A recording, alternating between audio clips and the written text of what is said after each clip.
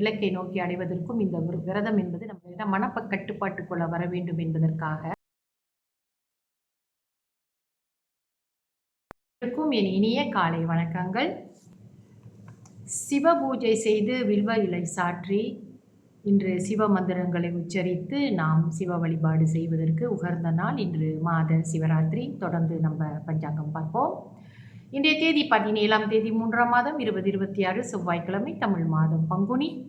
இன்றைய சூரிய உதயம் 7:22க்கு, சூரியாஸ்தமனம் 7:20க்கு. இன்றைய திதி தேய்பிறை திரியோதசி. முடியும் நேரம் இன்று காலை 11:53க்கு. அதன் பிறகு சதுர்த்தசி ஆரம்பமாகும். இன்றைய நட்சத்திரம் அவிட்டம். அவிட்ட நட்சத்திரம் முடியும் நேரம் இன்று காலை 8:52க்கு. அதன் பிறகு சதயம் ஆரம்பமாகும். இன்றைய யோகம் சித்த யோகம், பிறகு மரண யோகமாக வருகிறது. நல்ல நேரம் காலை 9:21 10:21 வரை. அதன் பிறகு மாலை வேளையில் 5:50 7:20 வரை. ராகு கால நேரம் மாலை 4:20 5:50 வரை. யமகண்ட நேரம் காலை 10:21 11:51 வரை. கூலிகன் மதியம் 1:21 2:50 வரை. சந்திராசிரம ராசி. இன்று கடகராசி அன்பர்களுக்கு சந்திராஸ்தமம்.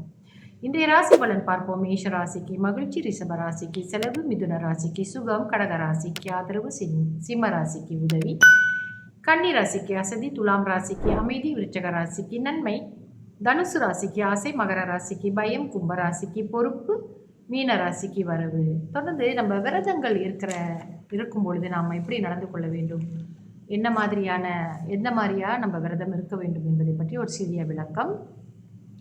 நாம் விரதம் இருக்கும்போது ஐம்புலன்களையும் நமது கட்டுப்பாட்டுக்குள் வருகிறது. நம்ம விரதம் இருக்கிறதுனால மனசு, நம்மளோட ஐம்புலன்களும் ஒரு கட்டுப்பாட்டுக்குள்ள வரதுக்கு தான் நம்ம விரதங்கள் இருக்கிறோம். உடலை வருத்தி உள்ளத்தை நாம் விரும்பிய ஏதாவது ஒன்றில் நிலைப்படுத்துவதற்கு கருவிதான் இந்த விரதம். நம்ம நினைச்சதை சாதிக்கிறதுக்கு அதோட இலக்கை நோக்கி அடைவதற்கும் இந்த விரதம் என்பது நம்மளுக்கு உறுதுணையாக இருக்கிறது. விரதம் மேற்கொள்ளும் போது எதையெல்லாம் நாம் கவனிக்க வேண்டும் என்றால், விரதம் தொடங்குவதற்கு முன்பு ஒரு நாளே வீட்டை நன்றாக சுத்தம் செய்ய வேண்டும். விரதம் பூஜை அன்று வீட்டை சுத்தப்படுத்தி கொண்டு இருந்தால் நமக்கு அந்த அசதியிலேயே விரதம் இருக்க முடியாமல் போய்விடும். அன்று ஒரு நேரம் மட்டும் உணவு உண்ண வேண்டும். அதாவது அரை வயிறு சாப்பாடோட இருக்கிறது நல்லது. விரத நாள் அன்று காலையிலே எழுந்து குளித்துவிட்டு பூஜை செய்ய வேண்டும். கண்டிப்பாக மாமிச உணவு வகைகளை நாம் உட்கொள்ளக்கூடாது. உணவில் வெங்காயம் பூண்டு, சில பேர் வெங்காயம் பூண்டு கூட உணவில் சேர்த்து கொள்ள மாட்டார்கள். வீட்டிற்கு விலக்கானவர்கள், அதாவது பெண்களுக்குள்ள பிரச்சனை உள்ளவங்க தயவு செஞ்சு மாத விடாய் காலங்களிலே விரதம் இருப்பதை தவிர்ப்பது நல்லது.